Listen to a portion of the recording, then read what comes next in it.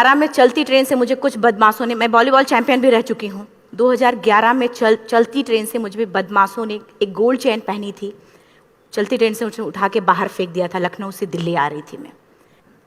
Compartment में बहुत सारे, जनरल कंपार्टमेंट था, बहुत सारे लोग थे, किसी ने मना नहीं किया। एक प्लेयर का जो स्पिरिट होता है वो अपने आप, जब कोई छीनने की कोशिश करता कुछ भी, वो देता नहीं है।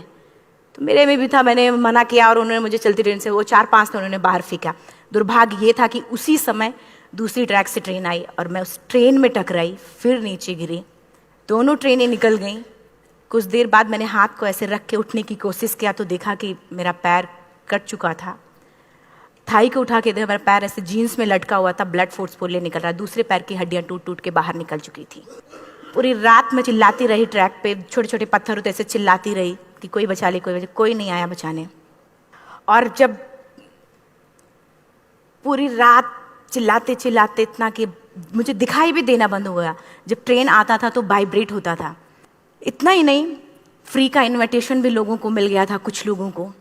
ट्रैक पे आपने ट्रेन की ट्रैक पे छोटे छोटे चूहे देखे होंगे, मेरे कटे हुए पैर पे आग के मेरे पैर कुतर रहे थे। मैं ब्रेन कॉन्शियस मेरा पूरा काम कर रहा था मेरे, लेकिन बॉडी में कोई भी मूवमेंट नहीं था। पूरे पल में वही चीज़ें सोच कि कैसे मैं अपने आप को कैसे बचा पाऊँ। लेकिन करीब पूरी रात ऐसे बीता। सुबह गांव वालों ने मुझे बरेली डिस्ट्रिक्ट हॉस्पिटल यूपी में है, वहाँ पे हुआ था ये। सुबह गांव वालों ने मुझे उठाया, डिस्ट्रिक्ट हॉस्पिटल ले जाके रखा। तो फार्मासिस्ट, डॉक्टर, सीएम, जितने लोग थे आपस में बातें कर रहे, अरे हमारे पास तो एनेस्थीसिया नहीं है, ब्लड नहीं है, इसका इलाज शुरू करें तो हम कैसे करें। मुझे भी नहीं दिखाई तो नहीं, लेकिन मेरा सुनाई दे रहा था सब कुछ वहाँ पे। कहाँ से हिम्मत आई मुझ में, मुझे भी नहीं पता। मैंने बोला वहाँ पे कि सर जब मेरा पूरा पैर कटा, तब मैंने इतनी देर रेलवे ट्रैक पे थी, मैं उस चीज़ को बर्दाश्त किया, तो अभी तो आप मेरे अच्छे के लिए मेरे पैर काटेंगे। शायद आपको यकीन नहीं होगा, या फिर कभी आप लोगों ने ये चीज़ नहीं देखी, कोई डॉक्टर या फार्मासिस्ट अपना ब्लड दे के किसी पेशेंट को बचाया। मेरी इस बात को सुनने के बाद वहाँ के डॉक्टर और फार्मासिस्ट दोनों ने एक एक यूनिट ब्लड दिया और मेरे पैर को बिना एनेस्थीसिया अलग कर दिया गया। आज भी मैं उस दर्द को महसूस करती हूँ। जब भी मैं जब बोलती हूँ तब मैं वो चीज़ें महसूस करती हूँ। उसके बाद जब बात मीडिया में आई, लोगों को पता चला कि मैं नेशनल प्लेयर है, KGMC king George medical college Lucknow में एडमिट करा, लखनऊ से फिर sport minister, AIIMS trauma centre Delhi. तब तक सब ठीक ठाक चल रहा था, प्लेयर होने की वजह से अच्छा ट्रीटमेंट मिलना शुरू हुआ। करीब 4 महीने मैं एम्स में रही।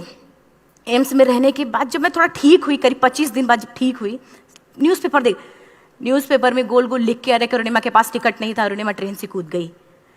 उसका खंडन किया घर वालों ने, फिर बोला कि अरुणिमा सुसाइड करने गई थी। जिस लड़की का शरीर का एक अंग कट चुका, पूरी जिंदगी का पता नहीं कि व्हील चेयर है, बैसाखी या पता, यहाँ तक कि मेरे स्पाइन में 3 फ्रैक्चर था, मुझे ये भी नहीं पता था कि मैं बेड से उठ भी पाऊंगी कि नहीं। अंदाजा लगाया जा सकता, सिर्फ अंदाजा लगाया जा सकता है कि उसकी दिलो दिमाग पे क्या चल रहा होगा, उस परिवार की क्या स्थिति रही होगी जब जिस परिवार की एक यंग एज लड़की का इस तरीके का सिचुएशन हुआ हो। फिर भी कहते हैं कि जहाँ चाह होती वहाँ राह मिली जाती है। एम्स के हॉस्पिटल के बेड पे मैंने डिसाइड किया, क्योंकि अपनी बातें हम चिल्ला चिल्ला के करें, वो सिस्टम की इतनी हाई लेवल की बातें हो रही थी कि हम एक मध्यम वर्गीय फैमिली से थे, हम अपनी बातें चिल्ला चिल्ला के कह रहे थे, लेकिन कोई नहीं सुन रहा था। लेकिन कहते हैं मैंने अपने दिल, दिमाग, अंतरात्मा से ये चीज़ सोच लिया कि ठीक है, आज आपका दिन है, जितना चाहो बोल लो, एक दिन तो मेरा दिन आने वाला, मैं प्रूफ कर दूंगी कि मैं क्या हूँ, मैं क्या थी, ये मैं प्रूफ कर दूंगी। हॉस्पिटल के बेड पे डिसाइड किया वॉलीबॉल नहीं, लाइफ का सबसे टफ गेम करना है, तब मैंने माउंटेनिंग चुना।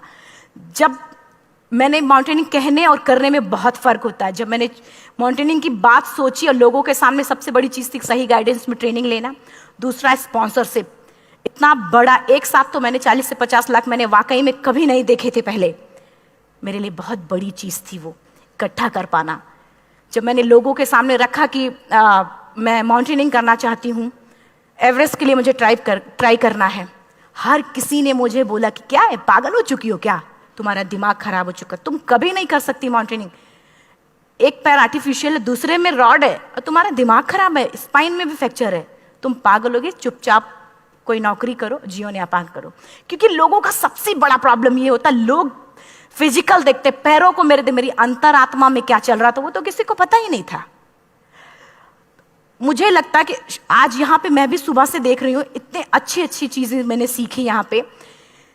बहुत बड़े बड़े स्पीकर को शायद आप लोगों ने भी सुना। आज मैं भी आपको यहाँ पे चाहे जितना मोटिवेट करूँ, चाहे जितना चीज़ें मैं बताऊँ, लेकिन मुझे लगता है सबसे बड़ा मोटिवेटर कौन होता? आप खुद। जिस दिन किसी भी लक्ष्य के प्रति आपकी अंतरात्मा जाग गई, आपको कोई नहीं रोक सकता उस लक्ष्य को पाने में। ये मैं किताब से बातें नहीं बोल रही हूँ, ये मैं एक एक पल मैंने मैं कोई भी किताब की बातें नहीं, एक एक पल आज जो मेरा 26 साल का एक्सपीरियंस है वो मैं बता रही हूँ सिर्फ आपको। उसके बाद किसी तरीके से मैनेज किया मैंने। भाई साहब, मेरा परिवार मेरा बैकबोन था। परिवार ने मुझे, भाई साहब ने मुझे कहा कि मैडम बछेंद्री पाल जिन्होंने 1984 में एवरेस्ट समिट किया, उनसे मिलते हैं, वो जरूर कुछ ना कुछ करेंगे। हॉस्पिटल से निकलने के बाद मेरे राइट लेग में स्टिचेस लगी थी। मैंने डायरेक्टली घर जाने की बजाय, जब लोग ये सोचते कि मुझे अपना जीवन यापन कैसे करना है, जब लोग ये सोचते हैं कि मुझे अपनी ज़िंदगी के, मेरे दिमाग में सिर्फ 2 चीज़ें चल रही थी, मुझे इनका जवाब कैसे देना है और एवरेस्ट समिट कैसे करना है।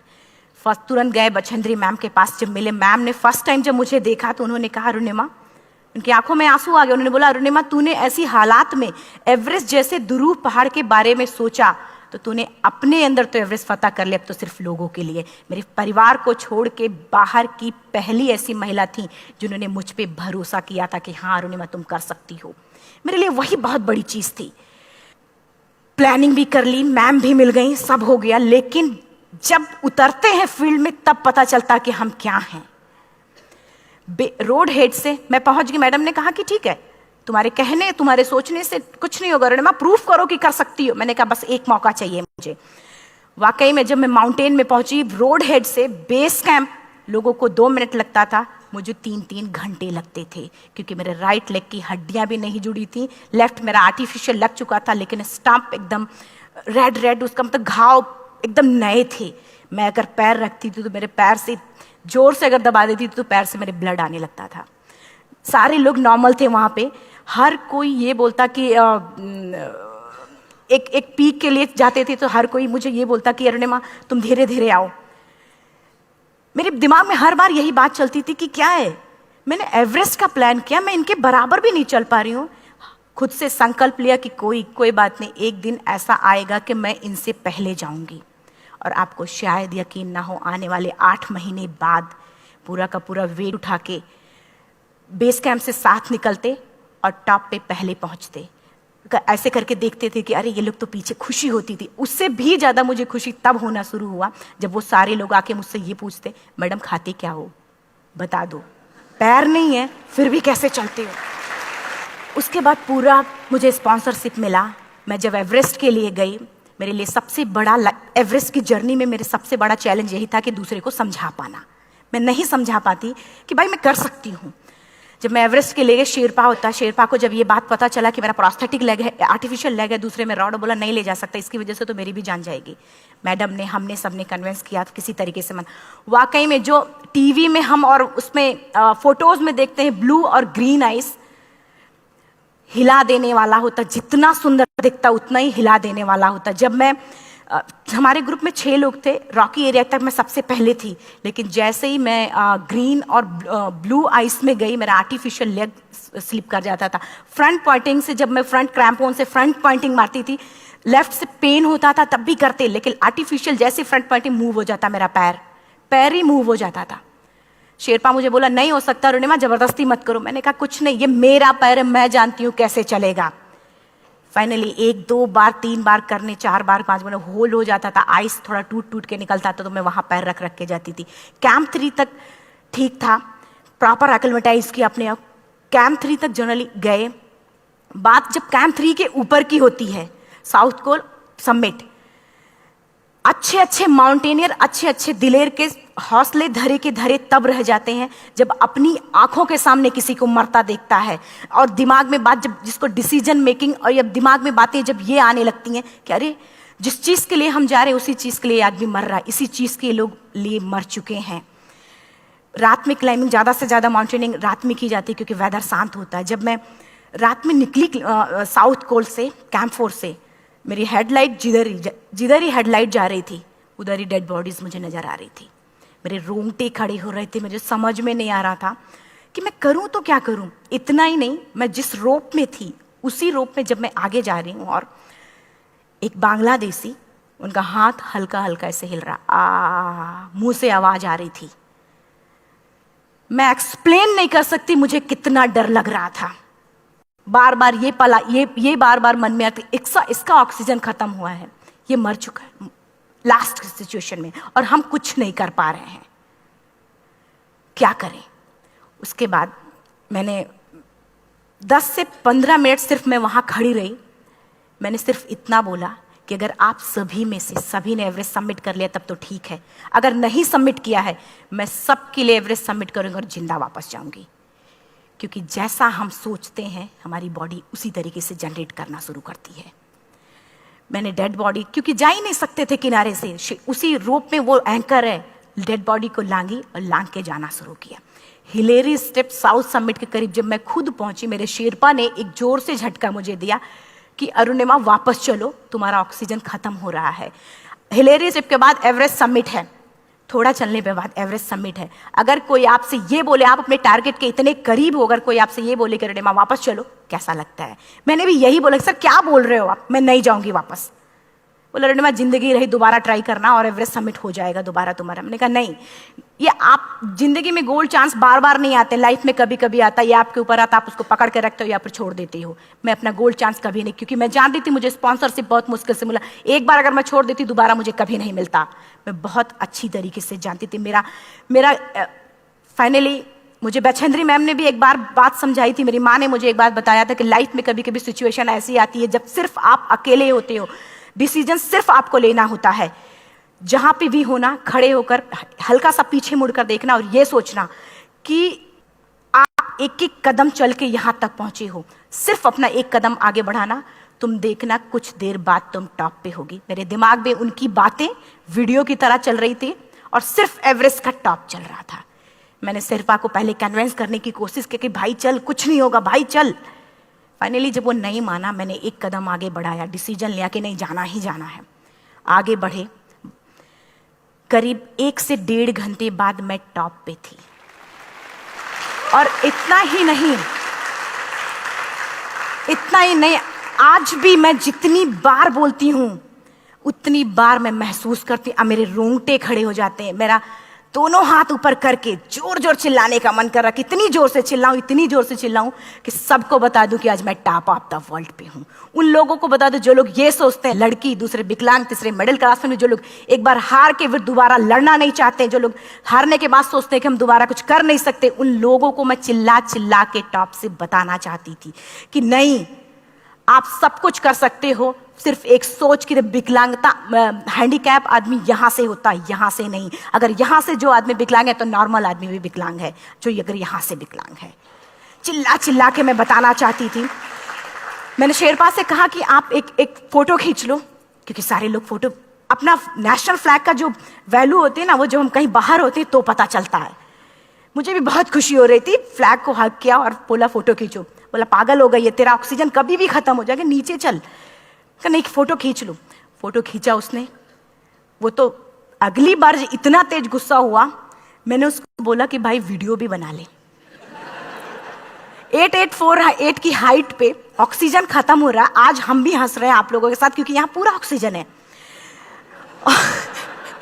और 8848 की हाइट पे जब मुझे शेरपा, कोई भी शेरपा को बोलेगा भाई वीडियो बना, तो परेशान हो जाएगा, पागल हो चुकी क्या, तुम मर जाए, यहाँ मैं जा रहा हूं नीचे। मैंने कहा नहीं, कुछ नहीं होगा, आप बनाओ वीडियो। किसी तरीके से मन में 4-5 पेयर बैटरी रख के लेके गई कि डिस्पोजल कैमरा, एक अलग कैमरा, कि मतलब एक नहीं काम करेगा तो दूसरा करेगा, प्रॉपर प्लानिंग से। शायद आप लोग भी सोचो कि वाकई में लड़की को इतना बड़ा रिस्क लेने की क्या जरूरत थी, कि जिंदगी कभी भी जा सकती थी इसकी। लेकिन मैंने वो रिस्क लिया क्यों? क्योंकि मैं चाहती थी, कहीं ना कहीं से मेरे भी दिमाग में ये बात आ चुका था कि मैं जिंदा वापस ना जाऊं। मैं चाहती थी कि अगर मैं जिंदा ना जाऊं तो ये वीडियो मेरे इंडिया, शेरपा से मैंने यही बात बोली, ये वीडियो अगर मैं जिंदा नहीं जाती, ये वीडियो मेरे इंडिया पहुंचा देना, मेरे यूथ तक चला जाएगा। क्योंकि मैं चाहती थी कि 11 अप्रैल 2011 को मेरा एक्सीडेंट हुआ, 21 मई 2013 10:55 पे मैं टॉप ऑफ द वर्ल्ड पे थी। ऑलमोस्ट 1 से 2 साल के अंदर कैसे कैसे? यहाँ से मैंने ये चीज, मैंने कभी भी कामयाब होने के, मेरी वो जिंदगी बन चुकी थी, मेरा जुनून बन चुका था, मेरा पैशन मेरा जिद बन चुका था। वो मेरा सोते उठते बैठते सिर्फ मुझे एवरेस्ट दिखाई जाए। और मुझे लगता है किसी को भी अगर अपना लक्ष्य पाना है, यहां से अगर वो पागलपन जब तक नहीं आएगा तब तक नहीं होगा। वो फाइनली उसने वीडियो बनाया, बोल रहा फटाफट अरुणिमा नीचे भागो। जब मैं टॉप पे थी तो कुछ लोग और भी थे, लेकिन 10:55 पे मैंने एवरेस्ट समिट, 11 बजे के बाद अगर कोई अटैम्प्ट करने की कोशिश करता है उसको सुसाइड अटैम्प्ट बोलते हैं। जैसे ही मैं नीचे चलना शुरू की, मैंने कहा भाई हाँ चल नीचे चलते हैं। ज़्यादा से ज़्यादा मौतें नीचे आते वक्त होती हैं एवरेस्ट पे। जब मैं नीचे आ रही हूँ, थोड़ा दूर ही मैं नीचे चली थी, मेरा ऑक्सीजन पूरी तरीके से खत्म। सिर्फ अंदाजा लगाया सकता कि जब ऑक्सीजन खत्म हुआ क्या परिस्थिति रही होगी। मैं ऐसे नीचे गिर गई और शेरपा मुझे बोला कि अरुणिमा मुझे यकीन नहीं था कि तू एवरेस्ट सबमिट कर पाएगी, लेकिन फिर भी तूने किया। मैं चाहता हूँ कि अरुणिमा जिंदा चल, तू वापस उठ, खड़ी हो। मुझे खड़ा करने की वो कोशिश कर रहा था बार बार, मैं खड़ी नहीं हो पा रही थी, वाकई में दम ही नहीं था। लेकिन फिर भी कहते हैं कि जैसे हमारे नियम होते हैं वैसे ऊपर वाले के भी नियम है। उसकी लिस्ट में जब मेरा नाम नहीं है तो वो मुझे नहीं ले जा सकता।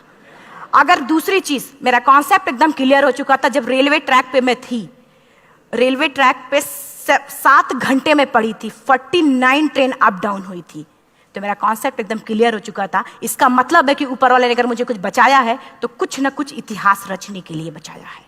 मैंने पॉजिटिव तरीके से सोचा। और उसी समय एक ब्रिटिश क्लाइंबर नीचे से ऊपर आ रहा था और उसके पास 2 ऑक्सीजन, तो उसने एक को वहीं फेंका और दूसरे को लेके नीचे जाना शुरू किया क्योंकि वेदर खराब था। मेरा शेरपा मुझे एंकर किया और जाने लगा नीचे, और वो फटाफट उसको लेके आए, मुझे लगाया। उसने बोला अरुणिमा तू बहुत लकी है कि तुझे यहाँ पे ऑक्सीजन मिला है। वाकई में ऊपर वाला भी चाहता है कि तू जिंदा रहे। वो मुझे बार बार लकी लकी बोल रहा था। शायद आप लोग में से भी कोई होगा कि जो लक और भाग्य जैसी चीज़ों पे भी यकीन करता हो, या पता नहीं भी। मैं किसी की भावनाओं को ठेस नहीं पहुंचाना चाहती, लेकिन मैं इन किसी भी चीज़ों पे भरोसा नहीं करती, क्योंकि मेरा मानना है कि लक भी उसी का साथ देता है जिसके अंदर जीतने का जज्बा है। अगर आपके अंदर जीतने का जज्बा नहीं है, चारों तरफ सिर्फ बहाने होते हैं, सिर्फ बहाने, इतना सारा एक्सक्यूज होता है। शायद मैं भी अगर वापस आ गई होती तो मैं बोल देती मेरा ऑक्सीजन खत्म है, कोई मुझसे पूछने ना बचेंद्री मन, न मेरा परिवार, कोई भी मुझे पूछने नहीं आता। लेकिन क्या कभी मैं अपने आप को समझा पाती? कभी नहीं। फाइनली जो भी था, लक भाग्य किस्मत में नीचे आ रही थी, बहुत खुश थी। माउंटेन, डेड बॉडीज, मेरा शेरपा, ये लोग थे। मैं किसी से शेयर भी नहीं कर पा रही थी कि अरे मैंने एवरेस्ट सबमिट किया, किसी से शेयर भी नहीं कर पा रहे थे। फटाफट मैंने नीचे हील मार मार के, हमारे से हील मार मार के नीचे आ रहे थे। एकाएक मेरा प्रोस्थेटिक लेग, पूरा का पूरा लेग ही निकल गया। -60 डिग्री तक टेम्परेचर डाउन हो जाता है एवरेस्ट पे। मेरा हाथ वगैरह ये सब ऐसे मूवमेंट, ऐसे मुड़ नहीं रहा था, ब्लड निकलने लगा था, ये सब यहाँ तक। मुझे शेरपा से मैं बोल रही हूँ कि ऑलरेडी मेरा पैर कटा हुआ है, अगर दिमाग में ये बात है कि मेरा हाथ भी काटना पड़ेगा, कैसा लगेगा मेरा दिमाग। क्योंकि ये ऐसा मूवमेंट, रेड 3 स्टेज होती हैं।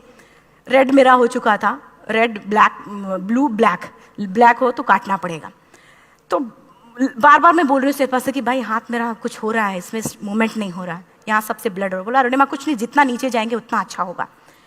प्रोस्थेटिक लेग मेरा निकल चुका है, मैं रुकी हूँ, मेरा ऑक्सीजन चल रहा, बड़े मुश्किल से लक भाग्य किस्मत जो भी था मुझे मिला था। शेरपा मेरे आगे है, लास्ट मोमेंट तक वो मुझे बोलेगा, अगर वो मैं नहीं चलती वो मुझे छोड़ के चला जाए। गलती उसकी भी नहीं होती, क्योंकि वो क्या करे, क्लाइंबर की वजह से, या तो अपनी जान वो भी दी, गलती उसकी भी नहीं है। लास्ट में मेरी आंखों से आंसू निकलने लगा। मैंने सोचा क्या करूं अब, रोने अपने आप आंसू ने कहीं ना कहीं से आ ही जाता है। दूसरे पल मुझे समझ में आ गया कि रोने धोने से कुछ नहीं होगा। मैंने आंसू को पोंछा और रोप, जो मेरी रोप थी, रोप को पकड़ा, दूसरे हाथ से आर्टिफिशियल लेग को, पैर को घसीट घसीट के चलना शुरू हो गया, क्योंकि मेरे पास यही था। ये तो दूसरा था, गिव अप कर दो ही चीज थी। पैर को घसीट घसीट चलना शुरू हुआ। कुछ दूर नीचे चलने के आने के बाद रॉक था, उसमें घुसे, पैर को खोला, सही किया, फिर नीचे चला। Camp 4 to submit to camp 4 3500 feet है, और इसमें टोटल जनरली लोग 16 से 17 घंटे में सबमिट कर लेते हैं। मुझे टोटल 28 घंटे लगे थे। हर माउंटेनियर, चाहे बाहर का या फिर इंडिया का, हर किसी ने ये मान लिया था कि अरुणिमा जिंदा वापस नहीं आएंगी। हर किसी ने ये चीज़ मान लिया था। लेकिन मुझे लगता, जब मैं वापस साउथ पोल पहुंची, जब मैं टेंट का जिप खोला, मैंने हर किसी ने कहा कि अरे तू यहाँ है, हम तो सब सोच लिए थे तू चली गई। हर किसी ने ये बोला था। फिर सब खुशी मना रहे थे हम सब। देखिए ये सब बताने का मेरा सिर्फ एक मकसद था कि सब कुछ हम में है, हम जैसा चाहें वैसा कर सकते हैं। ऑलरेडी टाइम हो चुका है। मैं एक 4 लाइन की पंक्ति सिर्फ बोलूँगी। मैं एक्चुअली मेरा एम है कि मैं वर्ल्ड के जो कॉन्टिनेंट हैं, कॉन्टिनेंट के हाईएस्ट पीक समिट करूं। एशिया का एवरेस्ट हो चुका है, अफ्रीका किलिमंजारो हो चुका है, यूरोप का एल्ब्रुस हो चुका है। 23 नवंबर को मैं जा रही हूँ ऑस्ट्रेलिया हाईएस्ट पीक के लिए। बस आप लोगों की गुड विशेस चाहिए। और 4 लाइन, अभी तो इस बाज की असली उड़ान बाकी है, अभी तो इस बाज की असली उड़ान बाकी है, अभी तो इस परिंदे का इम्तहान बाकी है, अभी अभी मैंने लांघा है समुद्रों को, अभी तो पूरा आसमान बाकी है। Thank you so much, thank you.